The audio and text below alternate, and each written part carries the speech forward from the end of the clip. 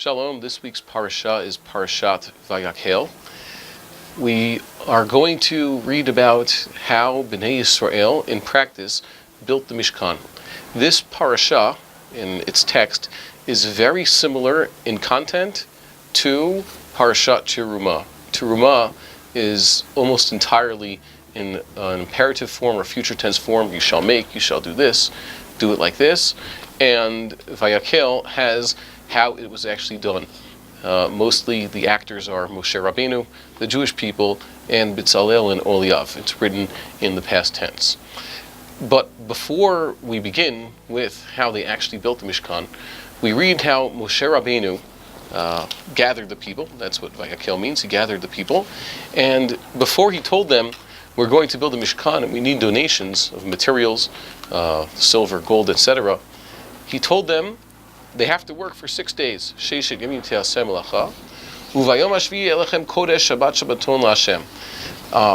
on the seventh day, that shall be holy to you. It's a Sabbath for God. Whoever does melacha on that day shall be put to death. And the Mefarshim point out that they had already received the commandment to keep the Shabbat a few times in this book alone. The first time was when they had first received the manna, even before they got to Mount Sinai. They were told about this Sabbath day. It's a gift from God to his people, and it's a sign between them. And once again, at Ma'amad Har Sinai, one of the Decalogue, one of the Ten Commandments, was specifically about keeping the Shabbat. And also in Parashat Ki Tisa, as the summation of the commandment to build the Mishkan, they were also once again told to keep the Sabbath day. And the sages derive from the fact that the original commandment to build the Mishkan and everything involving the Mishkan was capped with the commandment, and don't forget, keep the Sabbath. And conversely, when Moshe Rabbeinu finally brought the plan to the people that they're going to build the Mishkan, and he prefaced it with a reminder to keep the Sabbath, the sages derived that the building of the Mishkan does not override the Sabbath, but more so, they're connected in that all that was done for the Mishkan is what is forbidden on the Sabbath. That is, we learn what exactly are the 39 forbidden milachot, the forbidden forms of labor, constructive labor. And ironically, it's not about how hard you work, it's about how constructive and how deliberate the act is that defines what is prohibited on the Sabbath. So they're intrinsically connected. The building of the Mishkan and afterwards the building of the temple does not, even though it is a commandment, it's a commandment in all generations. If a generation does not have the temple, they should see to it to build the temple. And if a generation merits to have the temple in their days, they should do what they can to upkeep the temple. It's part of the same commandment. And they have to keep the Sabbath. And those mitzvahs cannot collide with each other. Strangely enough, once the temple was built, even though many parts of the sacrificial service, which we'll see when we get to Vayikra, many parts of the sacrificial service are inherently melachot. That is, you could not do what they did in the temple in your house. You could not slaughter an animal. You could not cook some of the food that was meant to be eaten. You could not bake. You could not burn something on the fire. They did those types of things in the temple. The Kohanim were instructed to do that, specifically on the Sabbath. Basically, the sacrificial service on the Sabbath was identical to that which it was on a weekday. The Sabbath almost did not matter in the temple, except they would sing different songs at the offering of the sacrifices, and they would bring twice as many lambs as they normally do. On a regular day, there's 2 lambs. On a Sabbath, there's 4 lambs. And they would have none of the rabbinical enactments with which we are familiar. The sages came and gave us fences around the prohibitions which we normally are to keep. Most importantly, muktzah and other things that they sages said are prohibited lest we come to do other things. Those, of course, were not observed in the temple at all. Not only did they not have rabbinic enactments, they didn't even keep actually the Sabbath in the temple. Very, very strange. However, it is incumbent upon us to realize that if we want to understand what is forbidden on the Sabbath, we have to also understand what it is they did in the temple. And there's large parts of Masechet Shabbat actually deal with this, how to define the 39 milachot. Melachot aren't what people normally think they are if they haven't learned the Masechet. The Melachot are very strictly defined, and they have certain orders. For example, the Melachot might involve how one starts from producing wheat, because wheat was involved in the temple. The meal offerings were either wheat or barley based. You start with the planting, and then it goes all the way to watering is considered one of the subcategories of melachot involving planting, etc. And there's the threshing and the winnowing and the harvesting and the grinding of the wheat and kneading it into dough and baking it. Everything that involves along that process, every stage is defined as its own melacha. And there's also the process of dealing with animals. There's the part where one slaughters an animal and he skins the animal, the part where he actually has to cook the meat if he's eating it, or burn the pieces of the animal on the altar as a sacrifice. That's also considered another group of melachot. We learn how to keep the Shabbat from learning how to construct the Mishkan. Most importantly, one of the hardest to understand melachot, one of the, or as some of Farshim say, one of the hardest, they would say it's a light melacha. What's a light melacha? Carrying in the public domain. This is a prohibition.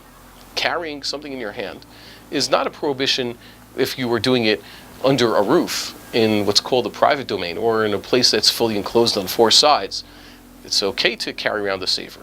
But suddenly remove those walls and make this a place that's owned jointly by many people, and suddenly you have a public domain. And in this public domain, what was permitted is suddenly prohibited. Now you can't walk around with an object in your hand anymore. Very hard to understand, but the sages derived this from the way the Levites themselves would transport the pieces of the Mishkan in the people's journeys. When they would encamp, the Mishkan was considered whole. It was set up, and they didn't take it apart. But when came time to go somewhere else, they would take apart the Mishkan, and the components of the Mishkan itself, the boards that served as the walls of the actual Mishkan and of the courtyard that surround the Mishkan and the physical parts of the tent, those were kept on and transported on wagons. Indeed, there were some crucial implements of the Mishkan, the holiest ones, the large ones made out of gold, like the altars. Well, one was made out of copper, actually, but the golden altar, the copper or bronze altar, and the menorah, and the temple, and the kior, etc. Well, probably not the kior, and the Ark of the Covenant. Those were carried by the Levites by hand on their shoulders, but the rest of the Levites carried these components on wagons. And the sages even derive the laws of Shabbat from how the Levites would pass these components of the Mishkan to each other from wagon to wagon. Why is this important? Why would there be such a connection?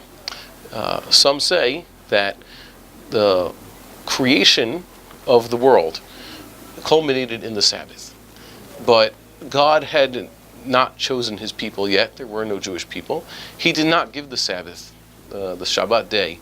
He didn't give it to Adam Rishon, the first man. He did not give it to anybody who lived before Avram Avinu. Even technically speaking, the Avot did not have a Shabbat, even if they might have observed something that we would consider a Sabbath. It had not yet been given. Moshe Rabbeinu hadn't arrived on the scene. The Israelites had not been taken out of Egypt. There was no such thing as a Sabbath. And then he gave us the Sabbath as a sign of a covenant between us and him. The Sabbath day became complete through the fact that the Jewish people became a people and that they started keeping the Shabbat.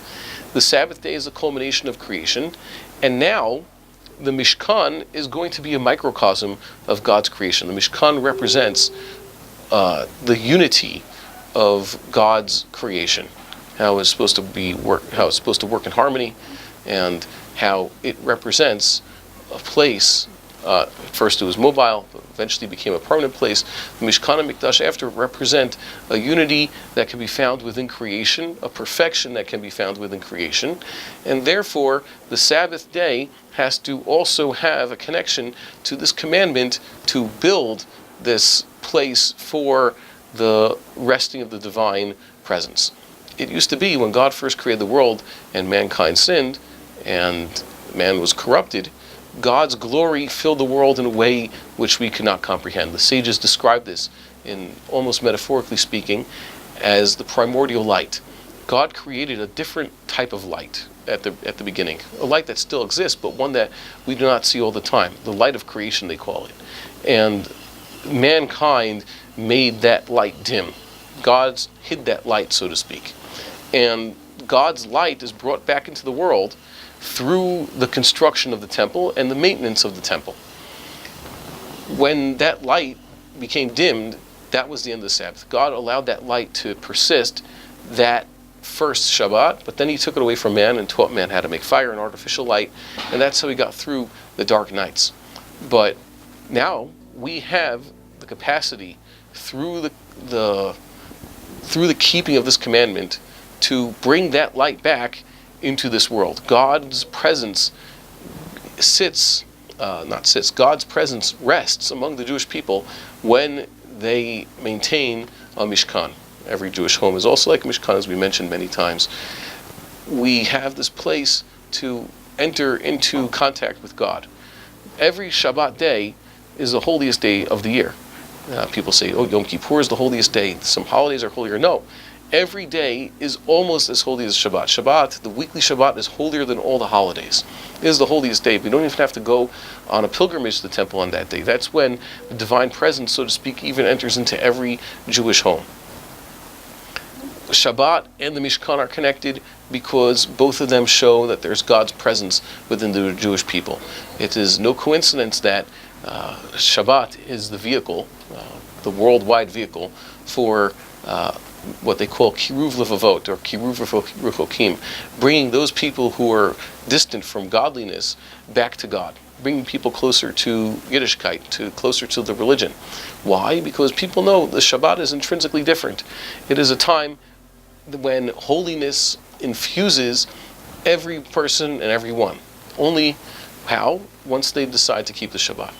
It is my sincere wish that this Shabbat and others, when we study how a Mishkan was built, that we accomplish two things. We accomplish the ability to bring a Shabbat into our house. We find a way to make ourselves a vehicle, a place for the resting of the Shekhinah, and that we also have an opportunity after Shabbat, because we can't do this on Shabbat, we have an opportunity also to take part in the